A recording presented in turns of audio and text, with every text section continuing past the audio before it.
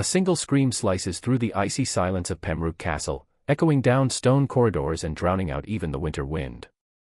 In a dim chamber, lit only by the trembling glow of candles, 13-year-old Lady Margaret Beaufort clings to blood-soaked sheets, her body racked with pain no child should ever know.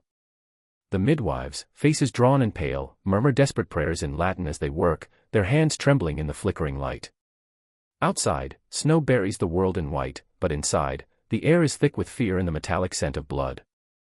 Margaret's hair, damp with sweat, sticks to her cheeks as another wave of agony tears through her. The women around her exchange worried glances, her hips are too narrow, the baby too large. At 13, Margaret's body is still growing, not meant for this brutal trial. Yet here she is, forced by fate and ambition to bring forth a child destined for a crown. No one in that room can ignore the cruel irony: the future King of England, Henry Tudor, is being born in a storm of suffering. The girl on that bed is more than a noble's daughter, she is the vessel for a dynasty that will end decades of bloodshed and change the course of history. But in this moment, all that matters is survival. And as the wind howls outside, the world holds its breath, waiting to see if either mother or child will live to see the dawn. Lady Margaret Beaufort was no ordinary girl. Flowing through her veins was the blood of kings. She was a direct descendant of John of Gaunt, the powerful Duke of Lancaster and son of King Edward III. In 15th-century England, such a lineage was both a blessing and a curse. Royal blood could open doors to unimaginable power, but it also painted a target on your back. In a world where the Wars of the Roses were about to erupt, noble birth made you either a valuable pawn or a dangerous rival. Margaret's earliest memories were not of luxury, but of uncertainty.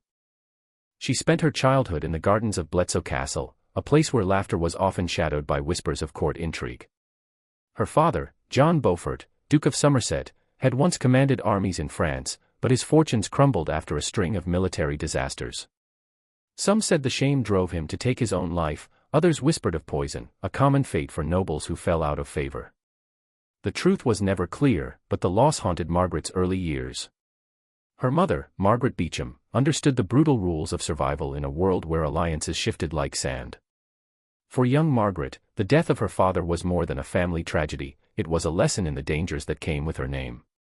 Even as a child, she was being shaped by forces far beyond her control, her future determined by the ambitions and fears of those around her. But Margaret's journey was only beginning, and the world she was born into would soon demand even greater sacrifices. Margaret's life was never her own to shape. After her father's death, her mother wasted no time securing her daughter's future the only way a noblewoman could, through marriage contracts.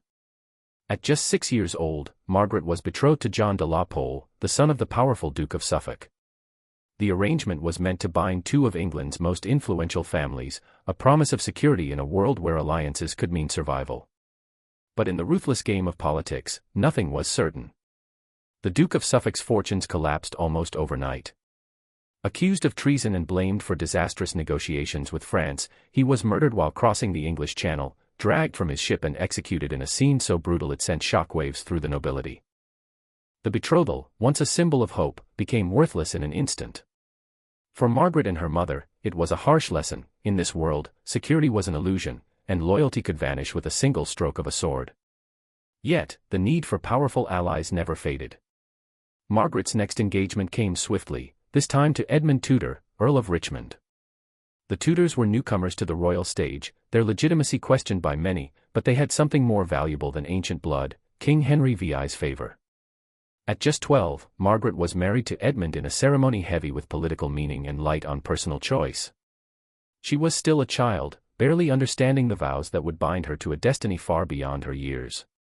But the wheels of history were turning, and Margaret was caught in their relentless motion, her fate sealed by the ambitions of others. The marriage to Edmund Tudor marked a turning point in Margaret's life, thrusting her into the heart of royal intrigue and danger. Edmund was a man in his 20s, hardened by the realities of war and politics, while Margaret was still growing out of childhood. There was no waiting for her to mature, the marriage was consummated immediately, as was expected of noble unions designed to secure dynastic claims. The trauma of that wedding night was something Margaret never spoke of, but its consequences were written into her very body. Within months, her world changed again, her belly began to swell, and the older women in her household watched with a mix of pride and deep concern.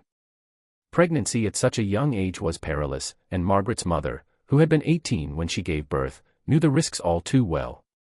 The whispers in the corridors grew louder as Margaret's condition became impossible to hide.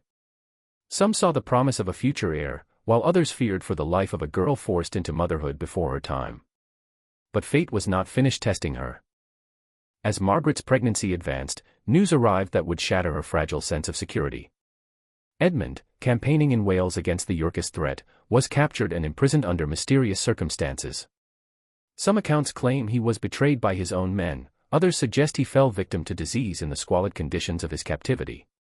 The truth remains lost to history, but what is certain is that by the time winter closed in, Margaret was a widow at just 13, carrying the future of the Tudor line alone.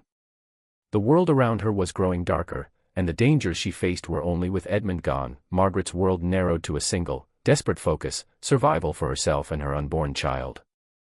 The news of her husband's death reached her at Lamphy Palace, where she had been sent for safety, but there was little comfort to be found. Now a pregnant widow at 13, Margaret was more vulnerable than ever, a living symbol of both hope and risk for the Tudor cause. Jasper Tudor, Edmund's loyal younger brother, stepped in to protect her, recognizing the importance of the child she carried. He brought Margaret to the formidable walls of Pembroke Castle, a fortress perched above the wild Welsh coast, where the Atlantic winds battered the cliffs and the threat of civil war loomed ever closer. The journey itself was a test of endurance. Margaret, heavy with child, traveled for days over frozen, rutted roads, each jolt sending pain through her frail body.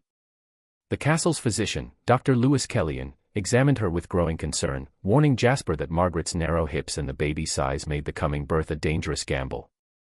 Yet, even as the winter deepened and the castle's halls grew colder, Margaret refused to surrender to fear. She spent her days learning the art of politics, absorbing every lesson she could from those around her, and turned to her faith with a fervor that bordered on obsession. The shadow of death hung over her. But Margaret's resolve only hardened. She understood, even at her young age, that knowledge and faith might be her only weapons in a world that had already taken so much from her. And as the days crept toward January, the storm outside was nothing compared to the one gathering within the castle walls. The night of Margaret's labor arrived with a sense of dread that settled over Pembroke Castle like a shroud. As the first pain struck, she was walking the battlements, following the physician's advice to keep moving for her health. But when the agony hit, it was overwhelming, a force that seemed to tear her apart from the inside.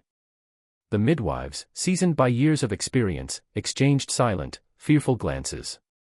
They had seen this before, a child forced by ambition and circumstance to bring another child into the world. For 18 hours, Margaret endured a torment that defied belief. Her screams echoed off the ancient stone, fading only when her voice was too hoarse to cry out. The head midwife, Dame Gwenllian Daffyd, tried every method she knew, but as dawn approached, Margaret's strength was nearly gone. The decision was made to attempt a risky manual extraction, a last resort that could save the baby but might cost Margaret her life. When the infant finally emerged, the room held its breath. The newborn was pale, silent, and slick with blood, a fragile life balanced on the edge of death. For a moment, time seemed to stop. Then, with a gasp and a thin, angry wail, the child announced his arrival. Henry Tudor, the future king, had survived his brutal entry into the world. Margaret, barely conscious and battered by the ordeal, heard her son's first cry through a haze of pain and exhaustion. The cost of that night would haunt her forever, but in that moment, the impossible had happened, both mother and child had survived, and the course of English history had quietly shifted.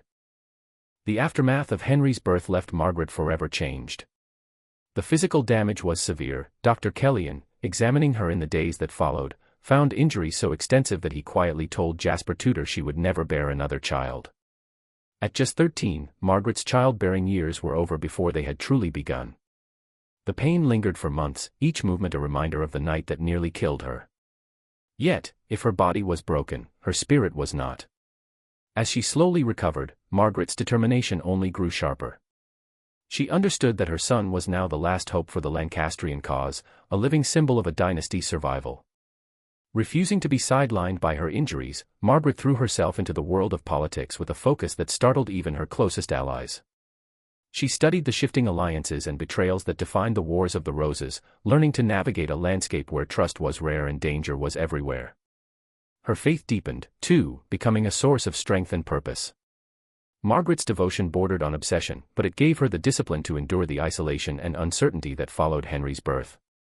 She was determined to protect her son at any cost, even if it meant sacrificing her own happiness. The girl who had once been a pawn was now learning to play the game herself, setting the stage for a life that would shape the fate of England. And as the years passed, Margaret's resolve would be tested again and again, but she would never forget the lesson of that winter night. Survival demanded both sacrifice and unbreakable will.